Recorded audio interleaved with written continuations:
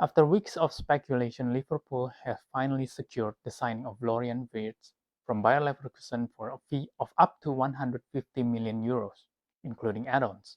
In this video, we'll discuss why I'm so excited about Florian Wirtz, his style of play, and why I believe Liverpool may have not only sealed the signing of one of the best footballers in the world, but also sealed the Premier League title for next season. Hello everyone, welcome to Between the Lines. No cliches, no echo chambers, no recycled narratives, just fresh angles on the world of football, culture, and Juventus. If that sounds like your game, make sure to like, subscribe, and hit the bell so you never miss a story. Now let's get into it.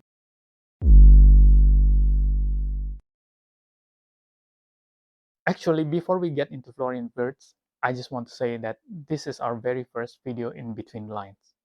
I've been wanting to do this for years, but doubts, creative anxiety, and mental blocks, they just kept getting in the way. And eventually, I told myself to just do it. So if you're here watching this right now, truly thank you for giving this a chance. It means more than you know. Now let's talk weirds. So, but 4 years ago, around 2021, I saw a video on YouTube about a 17-year-old kid scoring 5 goals in the Bundesliga for Bayer Leverkusen. Now, I'll try to drop the link for the video if somehow I managed to find out how. And now this is about a few months after Kai Havertz had moved from Leverkusen to Chelsea, and people were already touting him as the replacement at Leverkusen. Now, to be honest, I don't really even remember all the goals, but there was something that made me say that I need to keep an eye on this kid. Bundesliga isn't the easiest to access for me. I don't know about other countries, but here you need different streaming services just to watch each league. And I already had subscriptions for uh, EPL and Serie A, so I'm not sure that I can justify adding another subscription to our monthly bill. But I did manage to catch some matches on free TV, and also I kept up with some highlights video on YouTube. And for me, he just continued to amaze me. He was not just ready-made replacement for Kai Havertz, and in my opinion, he's an upgrade. So I kept following his career and hoping that somehow everybody just overlooked him, so that somehow Juventus could maybe snatch him up. And for a while, I thought that was actually a possibility, because up until last year, people were still talking about Musiala as like the prime German talent, But hey, at the very least, I hope he would move to EPL, because then I could watch him more often. While his star was rising in the Bundesliga, however, disaster struck on March 2022. Now, Wirtz tore his ACL, and he missed the rest of the season and the first half of the next season. He only returned from injury on January 2023.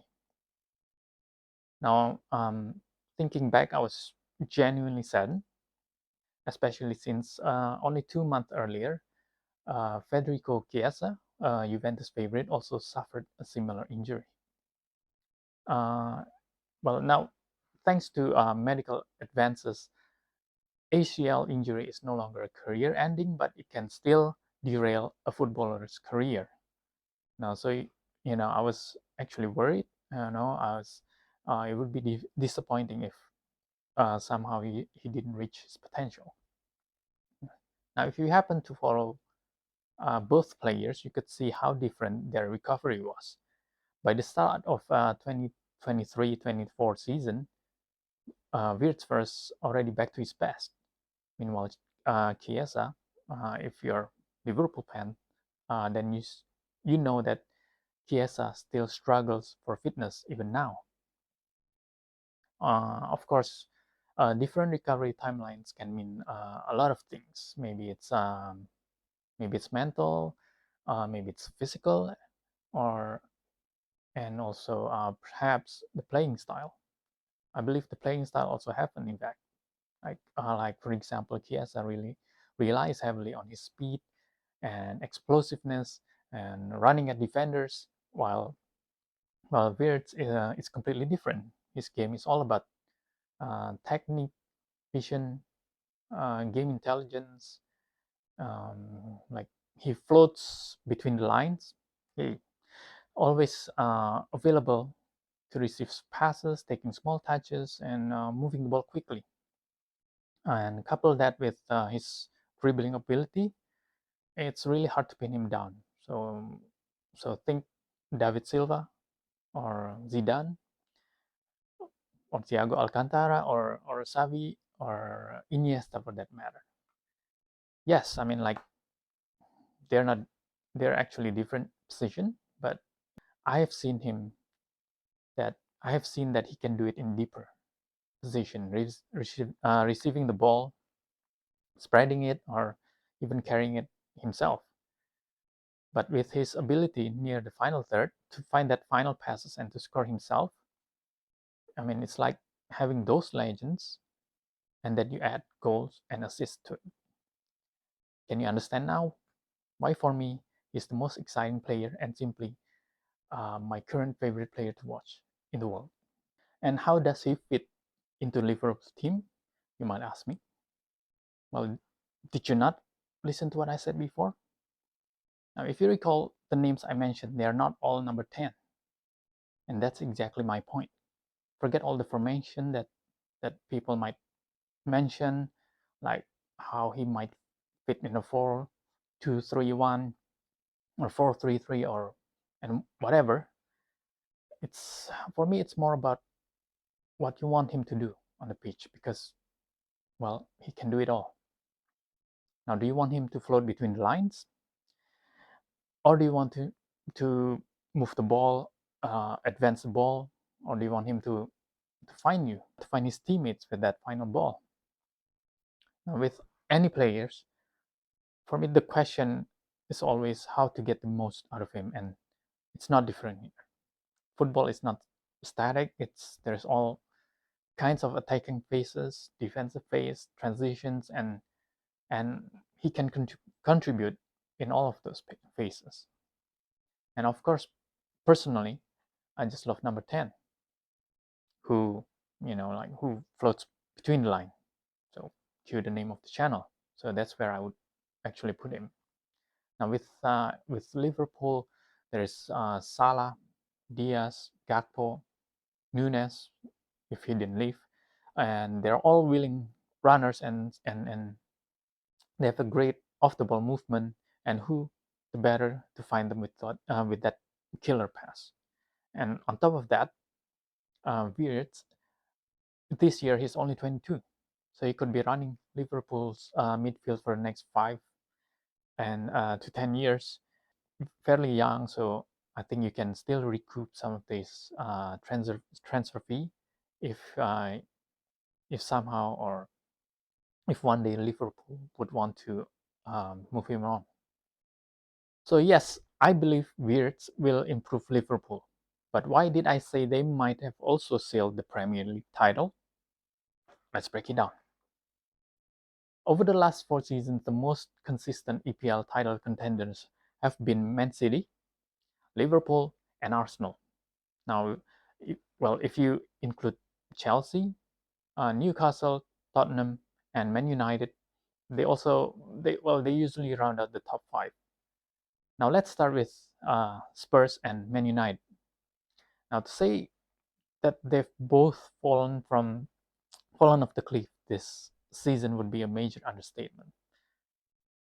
Now there was a stretch in early 2025 where I hadn't checked the Premier League table for a while.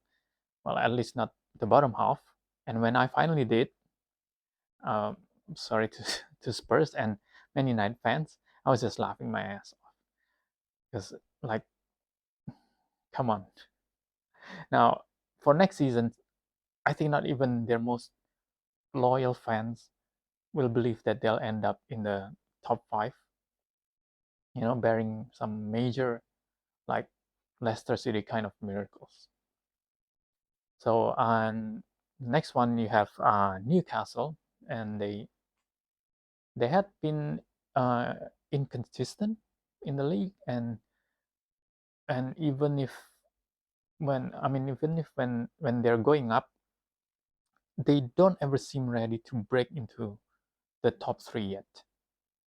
Plus, they also for next season they also have European fixtures to juggle with, And Chelsea, couple times that I've watched them play, and most recent one was in the Club World Cup.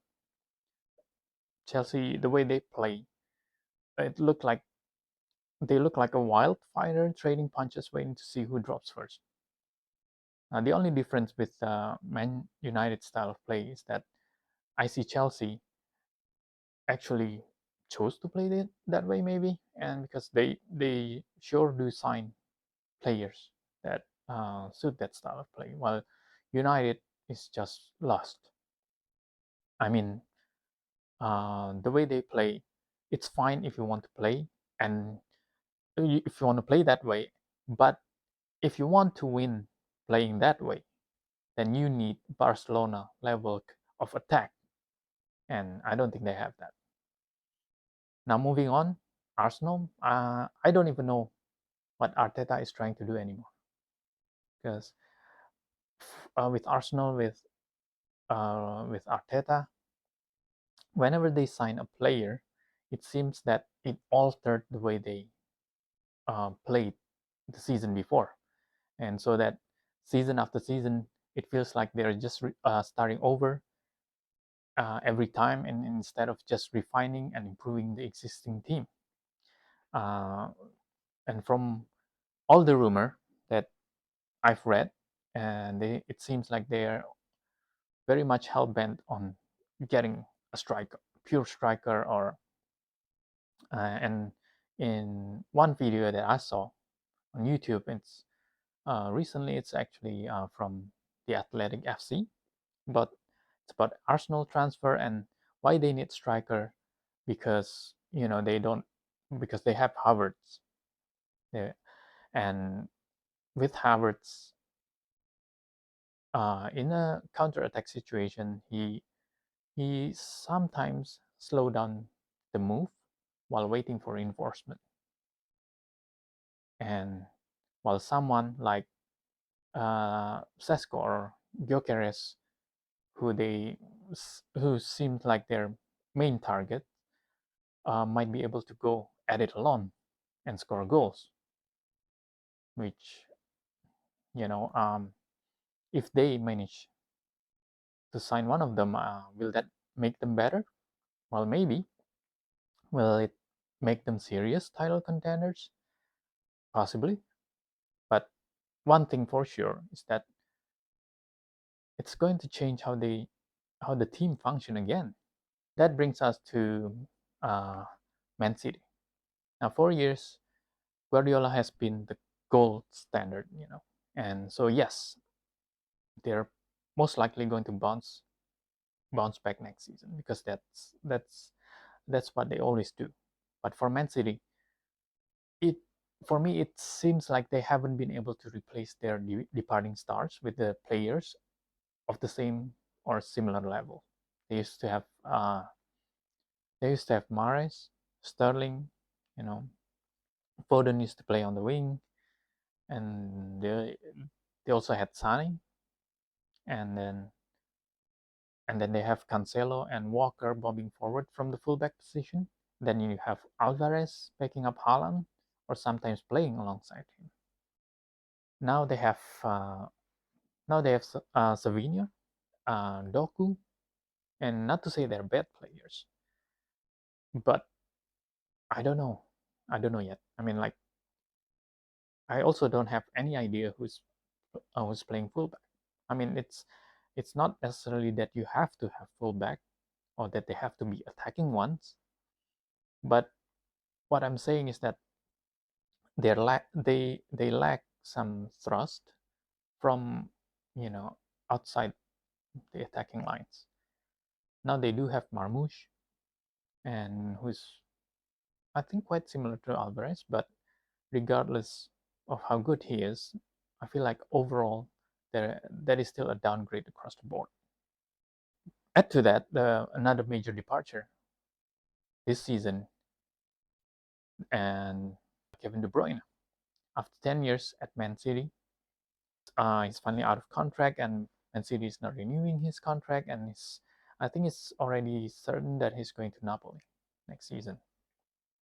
But Man City did, however, move quickly to add Tijani Reinders just in time for the Club World Cup. Now, he just had his best season in front of goals, but historically, that's not really his game. So I'm not sure he's going to be able to repeat that. So time will tell. Yeah. In fact, though, the way he plays, he reminds me more of Gundogan in style. And in the first match in the Club World Cup, Guardiola even played him in Rodri's position. So not exactly De Bruyne's replacement, is it?